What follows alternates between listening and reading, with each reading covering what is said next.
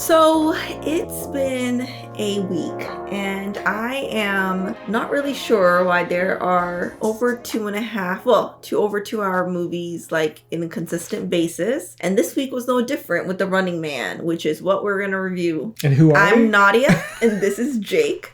And we are the woman carrying. I really wanted to read The Running Man. And I know you read half of the book and then Spark noted the other half. I read a summary of how it ends, but I got halfway through and I got kind of bored. Oh, nice. Okay. Sorry, so Stephen King. I was really disappointed that this movie came out and I was like, oh, I won't have enough time to read the book. And then I saw the runtime of this, 2 hours and like 17 minutes or something like that. And I was like, better not feel like it. And I know I say this a lot, but I'm a mom, is this worth my time? So it's kind of like hard. Okay. Not to be dramatic. Well, I watched the film and I had thoughts. That's what we're here for. Right. So my thoughts were, what the fuck? For some of it. Other half, cool. And then other part, yeah, I like this. This is going somewhere. And then I was like, what the fuck? So that was a summary of my review. What did you think? Well, I don't think I can top that. Yeah, I enjoyed this film. You did? Yeah, I had fun. I don't think it's amazing. I think it definitely has a missteps at the ending. And tonally, it is a bit confused. However, compared to the majority of action films you're going to see these days, this is far and above the competition. I mean, it's directed by Edgar Wright, and I know people are saying oh, Edgar Wright is washed. He hasn't had a good movie in a few years. Last Night in Soho wasn't good. I haven't seen Last Night in Soho, but I love have I. Yeah. Baby Driver and Shaun of the Dead. So I haven't seen Baby Driver.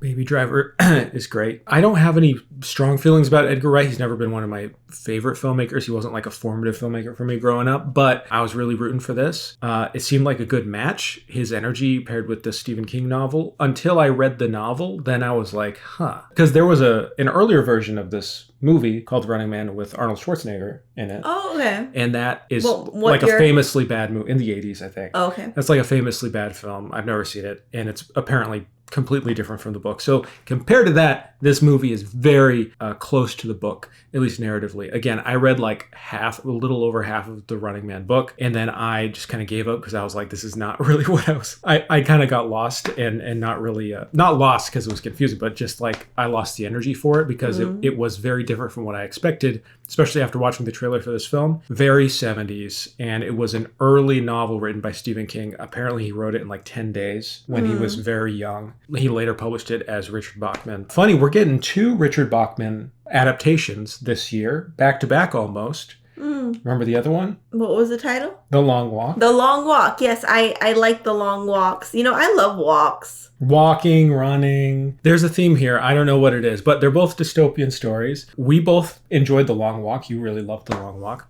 I did. I'll defend The Long Walk. I think it's a pretty good movie. And I'll defend this movie, The Running Man, because while it may not reach the heights of Edgar Wright's other films, it still has that energy. It still has that creativity and the way he films and blocks these action scenes so much better than anyone else directed, maybe not anyone else, but the majority of Hollywood filmmaking right now. It's unique, it stands out, it has a propulsive energy, and Glenn Powell is just a fun lead. I wouldn't say he's amazing in this, but he's bringing it all, and he's someone you want to root for. Average episode of Beast Games. You had a weird reaction to this film. I'm saying I basically enjoyed it, though it does have issues. What are your issues with this film? First of all, the beginning I said it was a little annoying. The husband and wife relationship, Glenn Powell and his wife in the film, I didn't feel the connection.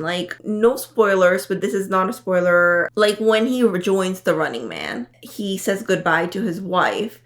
It's you guys know each other, or have you guys? It just felt it was very generic wife character. I did not. It was I didn't feel it didn't feel okay, this was the reason why you're joining this TV show. I don't feel the stakes here. This is getting me excited because this is to the point where I'm thinking where tonally this movie's kind of confused because ultimately it does have a very earnest message about defying totalitarian governments and the nature of the future and capitalism and everything. It's pro-union dystopian. It's deliberately referenced in this film, and it's about a dystopian future version of America that is similar to us, but kind of, cranked up to 11. So it is trying to be sort of earnest. However, that Edgar Wright thing of it's all kind of silly, and it can't really take itself too seriously. And I felt that also with the beginning of the film, where I'm like, Glenn Powell was too much of a hero right from the start, and his relationship to his wife and his daughter was just a very, very, very basic and generic thing. I couldn't disagree about I disagree very much about the Glenn Powell being too much of a hero. I like that. It wasn't that. It was just literally the fact that okay, why you're doing this game that could possibly kill you is for your family, yet I don't feel your connection to your family. But then when the action went on as he joined the show, that's when I started getting very excited, and that's when the action really picked up. I really liked the different scenarios. Some of it really convenient, but it was fun overall, that I was kind of like what you're saying, just go with it. And I just went with it. Yeah. And then the ending reminded me of the beginning again. Without getting into spoilers, it just felt like it built up. But then I didn't feel I wanted there to be something more. And there wasn't. Yeah, and it needed that. And then it felt like, okay, this is almost 2.5 hours long. If it was going to get something more satisfying, I would have spent another 10 minutes just to kind of have a conclusive end. I would give this a 7 out of 10.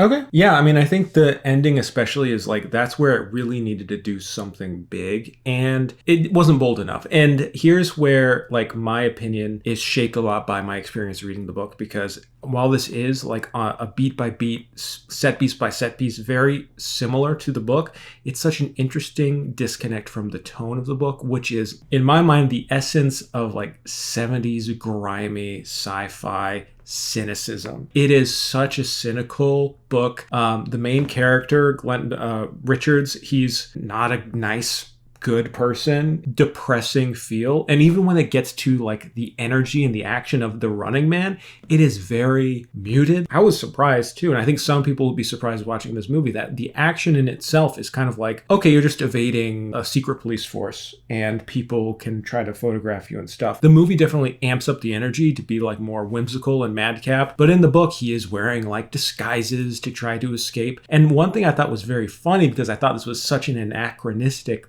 element to the novel, is that in the book, because it was written in the 70s or whatever, the characters, they have to record themselves at least 10 minutes a day to stay in the competition while they're running around the country. They have to record themselves for 10 minutes on a tape and then mail the tape in a post office box. I always thought okay, well, when they do the modern version that they're doing now, it'll be a 24/7 surveillance or whatever, because you have little cameras you can have with you. People live stream every day, and it was very funny to me when watching this that literally that's what they do. They have to put a little tape in and record themselves for 10 minutes a day. But I guess the story wouldn't make much sense if they didn't do that anyway. Yeah. So it is kind of an anachronistic thing, but some parts of the story just don't make sense if we're looking at it from a modern lens of where we are in the future. But be that as it may, it's a silly story, and the movie cranks up the silliness. And I think that's what works. Honestly, it works very well in a lot of ways. We could talk about it in the spoiler section. When it cranks it up, I'm okay, it's supposed to be silly. The movie is aware that these things don't make sense. But it needed to be grounded. A little bit. No. Because if it was going to take itself even a little bit more seriously, I feel like it would have been are you self-aware? I don't think we would have at least bought into the hype as much. I don't think so. I feel like it was lacking a bit of self-awareness here. I feel like it needed to drive into that sincere tone. But that's also something I don't think Edgar Wright is interested in doing as a filmmaker. It's all flash, fun, pop, satire, energy. Anytime this movie did dip into a sincere message or a sincere feeling, okay, this doesn't feel right. And again, this comes down to the ending, which we'll talk about. I don't know, should we just get into spoilers? I think we should, but you gotta rate it first. Right, I'm giving this one a 7 out of 10. What? Yeah. Well, my 7 out of 10 is higher than yours. No, yours is higher. No, because you're a lot more critical. Yeah. So you liked it more than I did. I don't know, maybe. Would you recommend it? I would recommend it. All right, let's talk spoilers. 3, 2, 1. 3, 2, 1. Spoilers. Okay, so I do want to hear like a little bit more comparison between the book that side that you have read or know about and the movie. But before, can I share my thoughts about like please and I just have to get it out of my system, and then like at the end. And that's the main thing that I want to talk about. He was wearing a mask, and then he was outside the grocery store, and then his wife and kid survived, which is great. And then I understand why he was open out probably wearing a mask, is because all the audience turned on the oligarchs and is now with Richard. And now it's Richard lives, so, he's with them. Those are kind of like part of the silliness, because like there's cameras everywhere. This guy who's wearing a clear big mask with the eyes and is like the build, I feel like they could pretty easily identify with the technology that they have. Like, are you saying you have an AI and everything else, but you can't identify like him being openly outside the grocery store, and then it's very up until the end to be like, whoa, I live, and a secret is kind of held. And then also another thing, but this is why I think it works as well. I'm not saying this to criticize. I'm just saying there's so many silly moments that if it didn't hype up the silliness, this movie wouldn't have worked. Like the whole Kardashian duo. The Americanos. Yeah. And then like how, a girl and her dad like spies in a way of, forget what that's called, the tape thing, so that they see what Richard actually said instead of the AI version on TV, Well, that's a new element. I really don't think that was in the book, but the AI stuff of like, we can actually alter what he's saying and make it look real. Like that's something they would absolutely do today. Yeah, exactly. That's a more modern twist, I suppose. I like the fact that like he starts reading a book when they fake his tone the first time, what he said, like kids died, I'm glad, and all those things. There was just so many different silliness, but it was like the one where he goes to this house as a refuge to go to his next point, and then he's like, you think he's gonna survive because he's like, we can make it out, we have plenty of time. And then he like is he has so much hate for the hunters that he like plays this game almost like Home Alone. He has like Michael Cera's character. Yeah, that's something that pissed me off, is when the mom, because in the book the mom kind of like rats out her son, and the son is depicted as kind of like a loser. That's another part of the book that's just like everyone sucks and is obnoxious and the world is horrible. But the mom right now has like But Michael Cera, the mom finds him, and then they're like trying to get her not to push the alarm to sound the authorities, and then Michael Cera's just like, I'll do it.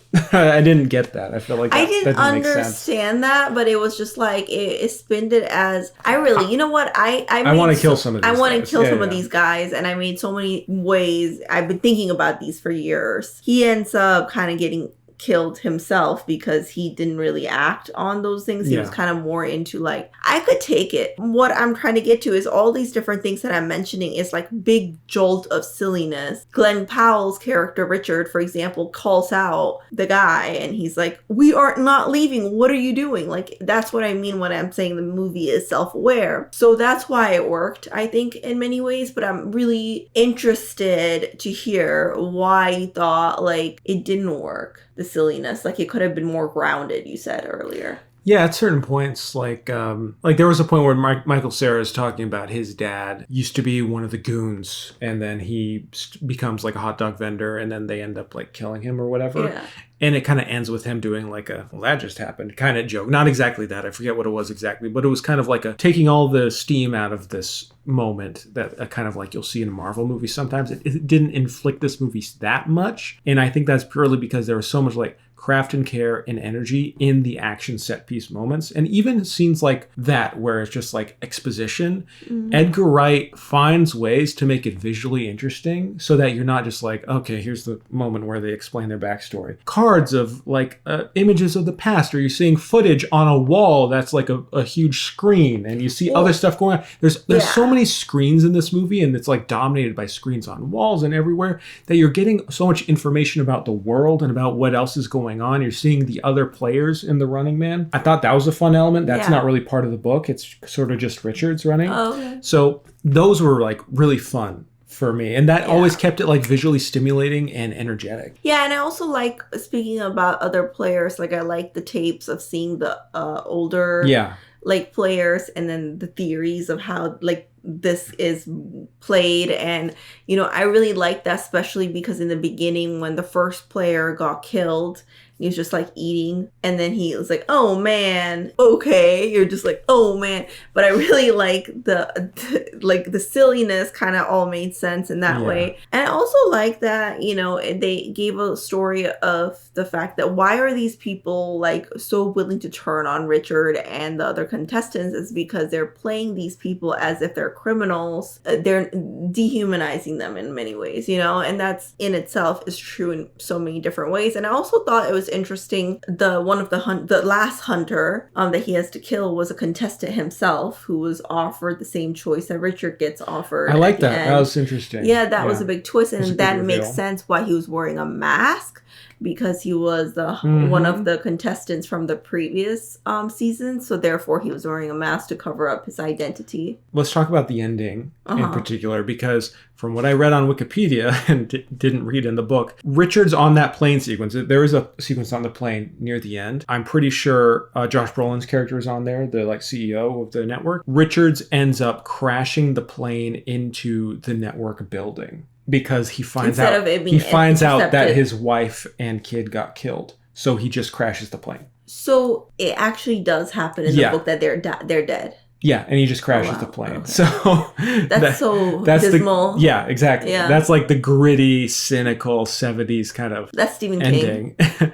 Not even. That's just like this time period. And I guess his like Richard Bachman So books. just Richard died too. That's the idea. Oh, yeah. Yeah, he 9/11's the network building. But I was like, as I was watching this movie, I was like, there is no fucking way this tone, this energy is going to end like that. But I feel like if it was like 10% a little less, or 10% a little more serious, it could have gone in that direction and been like really shocking and like left a big impact, because the way it ends now, it's kind of like we want to have it all. Let's like get a little bit of this, a little bit of that, like gets shot out of the air before crashing the plane. But does he? And then there's like a little montage of like a YouTuber talking about it like a conspiracy theory. And then we find out, no, Richards is alive, and there's a whole movement, and he ends up getting to kill Josh Brolin in person, and he ends up getting to be with his family. So it's just like a big happy ending. Well, I like that, because I feel like if it ended the way that it ended, that you said in the book, the whole tonal shift would have been a little strange. It would have been jarring, yeah. And jarring. I was like, what the... because like I said, there are a lot of moments where the movie doesn't take itself too seriously. But I wish it did that, because it would have been jarring, and it would have been like, what the fuck? Oh, I mean, I don't know. I mean, like, I guess as a creative, you can see the merits in that. As a mom, I can't like root for it. What did you think when they said that like they killed his wife and kid? Like, how were you? Did you think it was fake? No, I mean, I didn't think it was fake. I thought it was like, holy crap, this took a serious turn. Yeah. But it was soon after they say like, they kind of make you question it, because he goes after the hunter. As soon as he started to question it, I was like, oh, they're alive. No, I was like, oh my God, he better like mess that guy up. I feel like tonally it makes sense. If it was a different type of film that was more serious, exactly, that ending would have made sense. But this movie, the way that the director and the writers and everyone chose the whole like vibe of the film, it would be jarring. And I guess, yes, there's a perspective that you have where like, yeah, but that'd be cool. For me, I would feel like just yucky, because I'm like having fun watching this film for that tragic film. I feel like it's more of a thriller. No, you're right. I mean, for what it was going for, like I'm it was fine. It did kind of like wash the movie out. It seems like we have differing opinions about various films and media. Certainly does. Reminds me of our old college days, arguing about art, being stressed all the time, racing to complete a 20-page scavenger hunt. I don't remember that last part. Did you know that every year at the University of Chicago, an insane scavenger hunt takes place, resulting in all sorts of chaos? I had no idea. Did you know that Wendover Productions has a new series coming out about the exact same thing? I did, because I love Wendover and everything they produce. The show is called Scav, and it's premiering exclusively to Nebula on November 1st. Wait a second. We're on Nebula, aren't we? We talked about this. How many times do I have to Explain. We have our own exclusive series on Nebula, reviewing every film from Paul Thomas Anderson, which we started with Heartache. I'm excited about this because I can now finally force you to watch Magnolia. You can watch Scav along with so much more on Nebula. Nebula is the largest creator-owned streaming platform in the world. It's where all your favorite creators like Legal, Hello Future Me, Man Carrying Thing Who's that? create exciting new content. You can watch all of our regular videos ad-free on Nebula. There's also a ton of other exciting original content being produced, from jet lag to 17 pages. Sign up using our link at go.nebula.tv/womancarryingman, or use the link below where you can get Nebula for 40% off, which is $36 a year or $3 a month. You can also get a monthly plan for $6 a month, or a lifetime plan for $300, which usually costs $500. And for those of you that want to share everything Nebula has to offer with your family and friends, Nebula is now offering monthly, annual, and lifetime gift cards. Use the link gift.nebula.tv/womancarryingman to give a month of Nebula to a friend for just $6, or a year for $36. You can also give lifetime memberships that cost $500 unless you use our link, in which case a lifetime membership costs $300. Thank you for watching, and thanks as always for supporting the channel. Anything else? No. Okay, bye.